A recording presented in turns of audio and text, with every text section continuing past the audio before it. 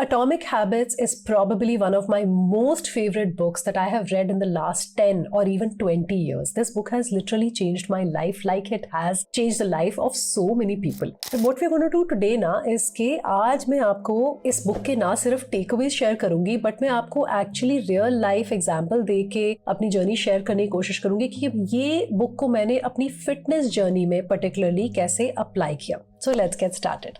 सबसे पहली चीज जो ये बुक सिखाती है वो ये है कि winners and losers have the same गोल. अब एक इंसान अगर फिट बनना चाहता है उसके गोल्स काफी सिमिलर होंगे फ्रॉम अनदर इंसान who wants to become fit. ज्यादा एनर्जी चाहिए, ज्यादा स्टैमिना चाहिए, बेली फैट कम करना है, स्ट्रेंथ बढ़ानी है. So goals are fairly similar. What differentiates do a winner from a loser और somebody who is able to work out consistently is the system they have set in place. So always prioritising the process over outcome. Number 2, आप किस type की identity create करने की कोशिश कर रहे हो. So we need to look at goals not just as goals कि अच्छा 5 किलो लूज करना है, but as an identity shift. Okay, from believing that मैं तो हेल्दी खा ही नहीं सकती या मैं तो वर्कआउट कर ही नहीं सकती, मैं शुरू करती हूँ बट मेरा फिर छूट जाता है. You know, from that to becoming somebody that I am a healthy person, I am a health conscious person, I am committed to my fitness. You know, तो जब आप ऐसी चीजें अपने बारे में बोलते हो और सोचते हो, फिर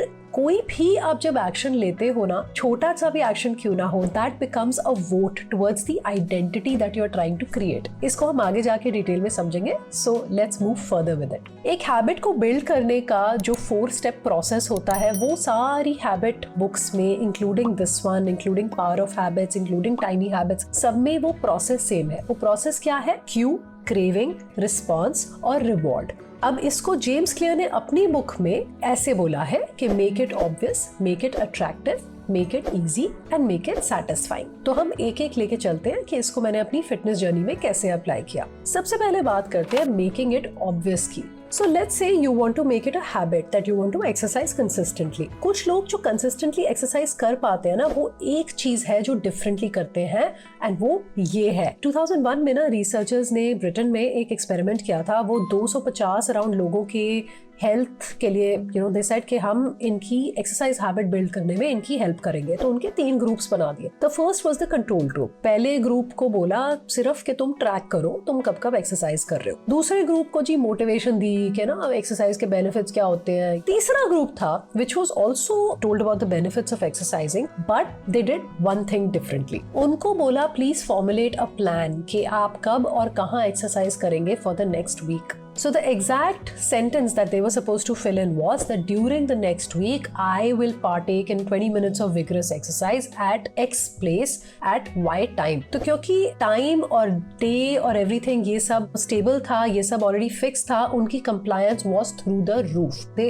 ended up meeting their goal constantly. So similarly, the first thing that I did, when I started my exercise journey was that I committed to a trainer that Monday, Wednesday, Friday मैं इस जगह पे, which was my local gym, मैं यहाँ पे जाके इतने बजे से इतने बजे वर्कआउट करूंगी. तो उससे क्या हुआ कि कोई भी decision making day on day मुझे नहीं करनी पड़ती थी. वो ऑलरेडी मेरे कैलेंडर में स्केड्यूल था कि मुझे इतने से इतने बजे जिम जाना है and everything was planned around that. इसको किताब में इम्प्लीमेंटेशन इंटेंशन कहा है. So this is very very important when we are trying to achieve a certain thing and when we are planning our steps towards it. Giving our habits a place to live in the world and specially on our calendars is very important because things that get scheduled are the things that get done. तो उसको schedules करना सबसे ज्यादा important रहेगा. Second was making it attractive. अब making it attractive में 2 चीजें आती हैं. One is doing something that you like along with the thing that you do and second is creating a ritual around it. So essentially what it means is कि ठीक है, you have something to look forward to जब आप वो काम कर रहे हो जो आपको करना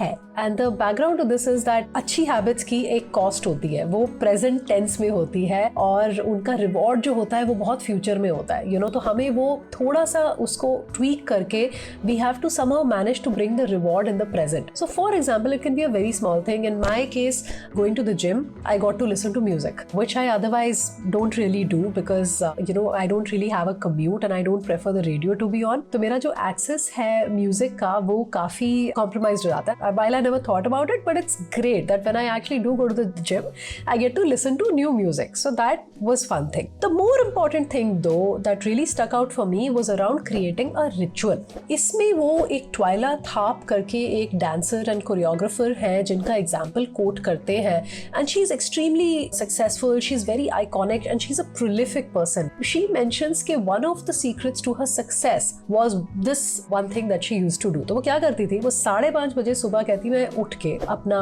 वर्कआउट क्लोथ्स पहन के, लेग वार्मर्स पहन के, अपनी हैट, अपनी स्वेटशर्ट पहन के मैं अपने मैनहट्टन वाले घर के बाहर जाती थी और एक कैब बुलाती थी, एंड वो कैब को बोलती थी मैं कि मुझे भाई ये फलाना फलाना जिम लेके जाओ जहाँ पे मैं 2 घंटा वर्कआउट करती थी. सो यहाँ पे she says that working out was not the ritual, taking the cab was the ritual. So similarly in my case, जैसा भी मैं चाहे जो भी फील कर रही होती थी, बिकॉज जिम जाना आसान नहीं होता यार, lot of motivation you need after a while, because it's so easy to say यार आज नहीं जाते. So one thing that always helped me was कि 15 मिनट जिम जाने से पहले I would wear my workout clothes. So I would give my mind that freedom कि ठीक है workout clothes पहन लो, उसके बाद नहीं जाना तो मत जाना तुम. And it is magical because I would wear my Nikes, I would wear my sports bra, I would wear my sneakers, and all of a sudden it's like something went off in my head and I was ready to go. Listening to music had the same effect. So this is something that you may want to try. The next thing he mentions is about making things easy. जो चीजें आप करना चाहते हो उनको करना अपने लिए आसान बनाओ. तो इसमें 2 चीजें आती हैं. One is reducing friction and second is to automate the behaviour, कि उसके बारे में सोचना ना पड़े. रिड्यूसिंग द फ्रिक्शन में आ जाता है कि जो भी स्टेप्स रिक्वायर्ड है ना एक सर्टेन चीज को करने में, वो स्टेप्स को रिड्यूस कर दो. मेरे केस में मैंने ये कैसे किया था is that I chose to go to my local gym, जो कि मैं चल के 5 मिनट में पहुंच सकती हूँ. I could have chosen to go to a better gym, a supposedly nicer gym, but वहां के लिए मुझे गाड़ी निकालनी पड़ती. तो गाड़ी निकालना would have become a point of friction. So the idea is to reduce the number of steps in performing what you want to perform. The next thing is about automating the behavior. So in my case, one of the best decisions that I took in this entire journey was hiring a trainer. Because of the trainer, my compliance for exercise इतनी high हो गई थी, क्योंकि आसान नहीं होता किसी को फोन लेके मैसेज करो, अच्छा I'm not coming today or whatever it is. It is just sometimes easier to show up. You have committed to another person, you have accountability.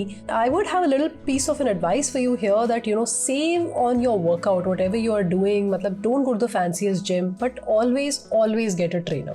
Make it satisfying is the 4th thing he talks about. इसमें 2 चीजें आ जाती हैं. The first is using reinforcement and second is tracking your habit. Reinforcement इसके तरह आप कोई जब अच्छा काम करते हो ना, like we mentioned पहले, अब हेल्दी होने का रिवॉर्ड तो ये है ना कि 10 साल में तुम बीमार नहीं पड़ोगे या 10 साल में तुम्हारे जॉइंट्स चलते रहेंगे. उसका reward to bring that in present. Do whatever it takes. One thing that I had personally done was that I bought myself new clothes specifically athleisure, because athleisure is built like that कि जब आप पहनते हो ना, you automatically are moving differently, you are moving more. So building in some sort of a reinforcement is very effective. The second thing is habit tracking. तो एक तो आजकल सारे हम फिटनेस ट्रैकर्स किसी ना किसी प्रकार के पहनते हैं. अगर आप नहीं पहनते हो तो आप मैनुअली भी अपने कैलेंडर में अपनी हैबिट को ट्रैक कर सकते हो, but save this for your most important habit. तो जब आप देखोगे ना उसको चेक हो रहा है, it will give you a lot of satisfaction and meeting that goal will release dopamine in your body. Another thing I used to do, I had decided कि फॉर द फर्स्ट 6-7 वीक्स ना, I will just take a picture and post it on my social media, और I will just create like a little reel of some sort and post it on my social media.